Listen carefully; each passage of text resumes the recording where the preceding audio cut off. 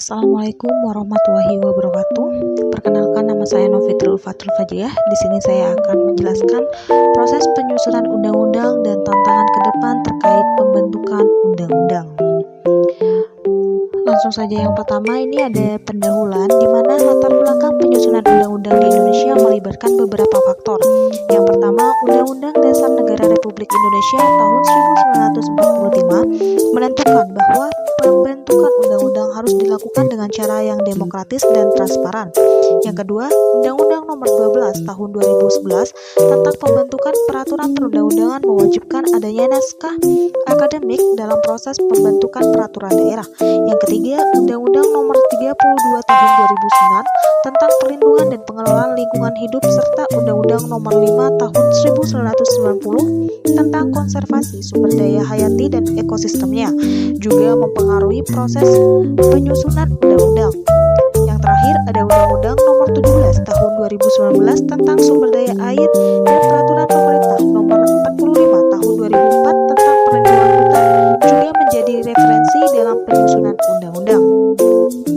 Baik, berikutnya ada tahapan penyusunan undang-undang. Yang pertama ada perencanaan, di mana proses ini dilakukan dalam program legislasi nasional untuk menentukan prioritas pembentukan undang-undang. Yang kedua ada penyusunan rancangan undang-undang, di mana rancangan undang-undang dibuat oleh legislatif dan eksekutif kemudian disepakati bersama. Yang ketiga ada pembahasan dan pengesahan rancangan undang-undang. Di sini rancangan undang-undang yang disepakati bersama oleh legislatif tersebut dan eksekutif disahkan oleh legislatif kepada eksekutif untuk disetujui menjadi undang-undang. Selanjutnya ada pengundang-undangan, di mana undang-undang harus disetujui secara resmi dengan menempatkan dalam lembaran negara Republik Indonesia, tambahan lembaran negara Republik Indonesia, lalu tambahan berita negara Republik Indonesia.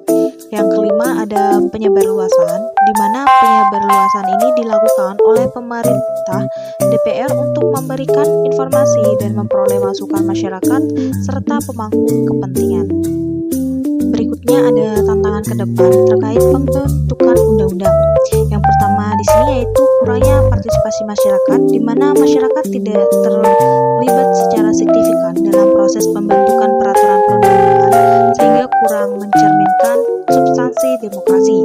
Yang kedua ada tantangan legislasi, di mana DPR menghadapi 3 tantangan dalam legislasi ini, yaitu kurangnya kualitas banyaknya RUU dan kurangnya evaluasi kinerja legislasi.